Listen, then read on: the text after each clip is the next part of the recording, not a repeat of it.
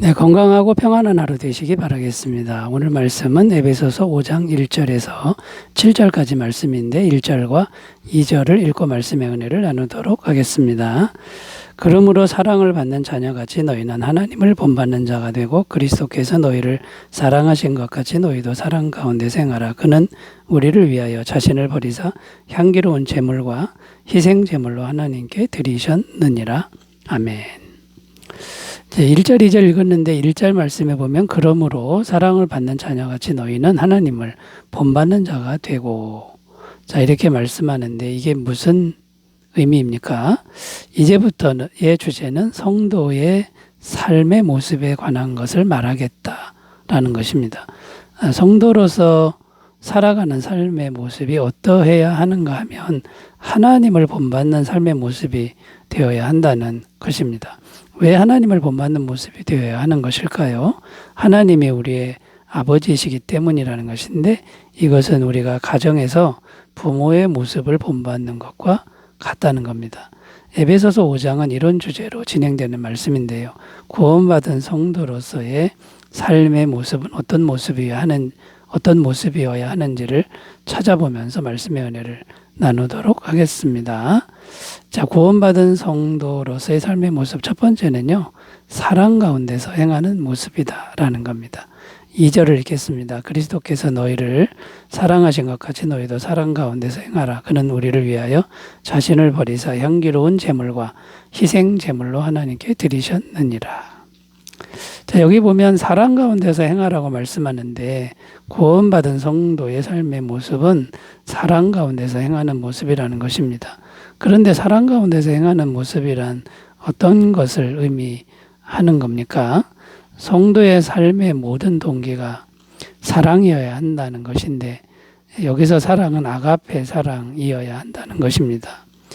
왜 그러냐 하면 그리스도께서 우리를 아가페 사랑으로 사랑했기 때문이라는 것입니다.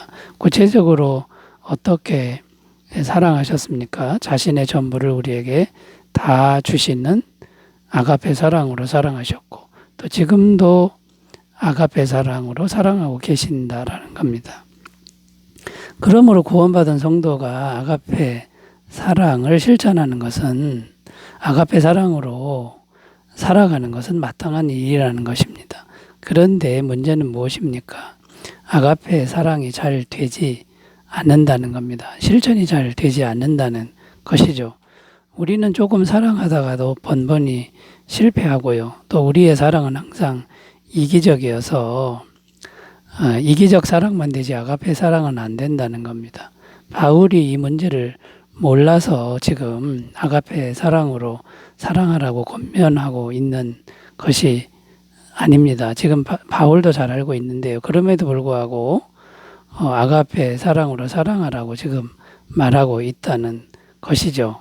그러면 어떻게 하라는 겁니까? 방법이 하나 있는데 우리 마음 안에 아가페 사랑을 계속 채우는 길입니다. 묵상해서 채우고 믿음으로 받아들여서 채우는 일이다라는 겁니다. 이 아가페 사랑의 능력은 우리가 만들어낼 수 있는 것이 결코 아닙니다. 그렇기 때문에 묵상을 통해 아가페 사랑을 계속 받아들여야만 한다는 것입니다. 우리 속에 아가페 사랑이 계속 들어오다 보면 아가페 사랑이 가능하다는 것입니다. 로마서 5장 5절 소망이 우리를 부끄럽게 하지 아니하면 우리에게 주신 성령으로 말미암아 하나님의 사랑이 우리 마음에 부은 바 됨이니. 자, 무슨 말입니까? 아가페 사랑이 들어오는 것은 곧 성령님이 들어오는 것과 같다는 것인데 성령님이 곧 아가페의 사랑의 마음을 부어주신다라는 것입니다. 자, 그러므로 성도인 우리가 항상 힘써야 할 일은 성령님께 계속 기도하면서 아가페 사랑의 마음을 부어달라고 간구해야 한다라는 것입니다. 그러므로 아가페 사랑을 못한다고 자포자기 하지 말고 계속 성령 충만을 구하면서 아가페 사랑의 마음을 하나님으로부터 잘 받아가는 그런 삶을 사시고 또 아가페 사랑을 잘 실천하는 그런 삶으로 나아가시기를 바라겠습니다. 첫 번째 사랑 가운데서 행하는 모습 살펴봤고요. 구원받은 성도로서의 삶의 모습 두 번째는 악은 이름조차도 부르지 않는 모습이다라는 겁니다. 악은 이름조차도 부르지 않는 모습이다라는 겁니다. 3절을 읽습니다. 음행과 온갖 더러운 것과 탐욕은 너희 중에서 그 이름조차도 부르지 말라. 이는 성도에게 마땅한 바니라. 어떤 내용입니까? 악한 모양에 대해서 구원받은 성도의 태도가 어떠해야 하는지를 말씀하는데 그 이름조차도 부르지 말라. 이렇게 말씀합니다. 무슨 뜻이냐면 아예 입에 담지도 말고 상대도 하지 말라는 의미인데 이 정도로 악에 대해서는 단호하게 반응하라라는 것입니다. 우리는 때로 세상을 살다 보면 그 이름 정도는 부를 수 있는 것 아닌가라고 생각하기가 쉽습니다. 그러나 성경은 그렇게 하지 말라고 분명히 말씀하고 있습니다. 왜 그래야 하는 것일까요? 그 이유에 대해서 좀 더 생각해 보면요. 첫째는 이름을 부를 때, 악한 것도 이름을 부를 때 그 존재가 의미가 되어 오기 때문이라는 겁니다. 김춘수라는 시인이 꽃이라는 시를 썼는데 그 내용에 보면 내가 그의 이름을 불러주었을 때 그는 나에게로 와서 꽃이 되었다. 이런 구절이 있습니다. 이 시는 너무나도 아름다운 의미에서 쓰여졌지만 악한 이름도 그 이름을 부르면 존재가 되어 내게 나타난다라는 그런 의미도 됩니다. 그러므로 악을 상대하는 정말 좋은 지혜 중에 하나는 아예 이름도 부르지 않아야 한다는 것입니다. 다른 말로는 아예 악을 무시하라는 것이고 또 생각조차도 하지 말라는 것입니다. 또 두 번째는요. 이름을 부르는 것은 영적으로 보는 것이기 때문에 그 이름을 부르지 말라는 겁니다. 창세기 3장 6절입니다. 여자가 그 나무를 본즉 먹음직도 하고 보암직도 하고 지혜롭게 할 만큼 탐스럽게도 한 나무인지라 여자가 그 열매를 따먹고 자기와 함께 있는 남편에게도 주매 그도 먹은지라. 이게 어떤 말씀입니까? 선악과의 이름을 부르다 보니 영적으로 아름답게 보여서 하나님 말씀을 어기고 먹고 말았다는 것입니다. 그러니까 이름을 부르면 영적으로 자꾸 보는 것과 같다는 것이고 자꾸 보다 보면 죄를 짓는다는 겁니다. 그러므로 어떻게 하라는 겁니까? 악은 아예 없는 존재로 취급하라는 것이고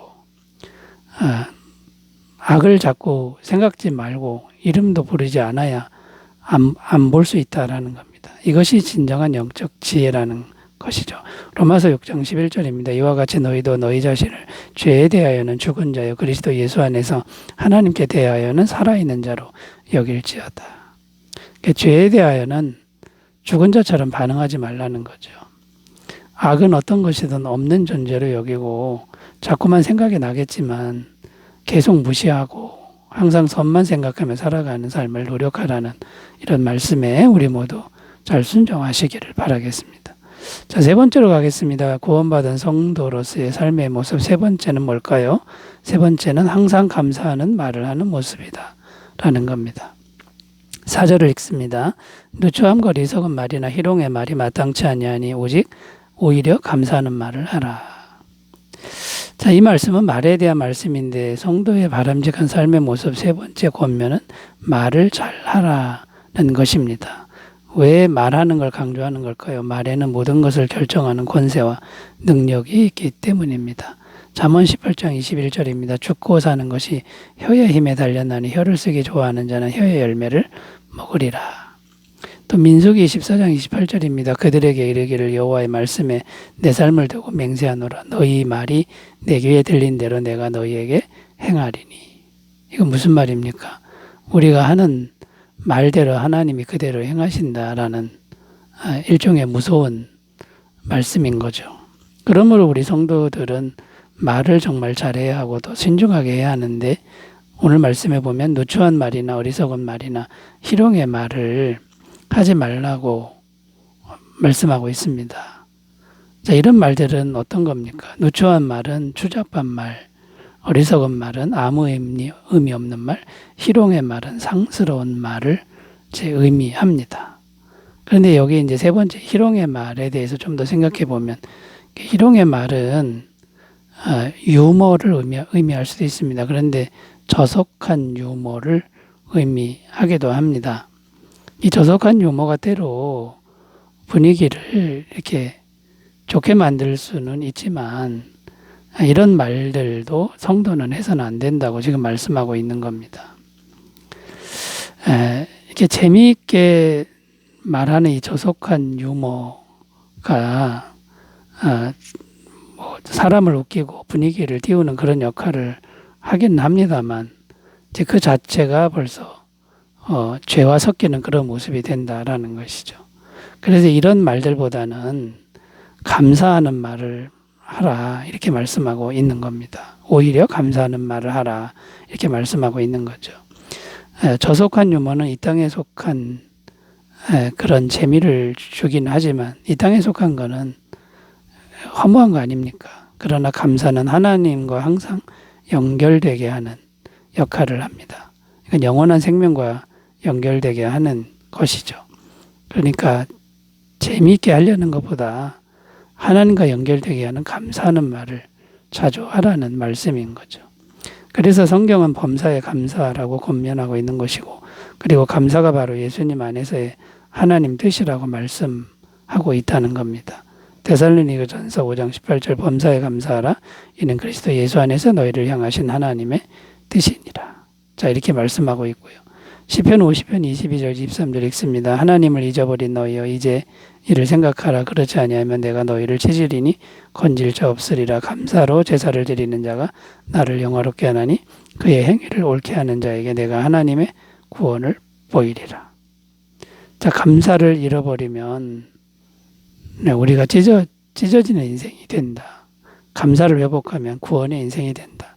자, 이런 말이 되는 겁니다. 그러므로 여러분 기쁜 일이든 힘든 일이든 무조건 감사, 항상 감사하는 그런 성도로서의 삶의 모습을 잘 가꾸시길 바라겠습니다. 기도합니다. 하나님 아버지, 구원받은 성도로서의 아름다운 삶을 잘 살아가게 하옵소서. 예수님의 이름으로 기도드립니다. 아멘. 기쁜 하루 되시기 바라겠습니다. 감사합니다.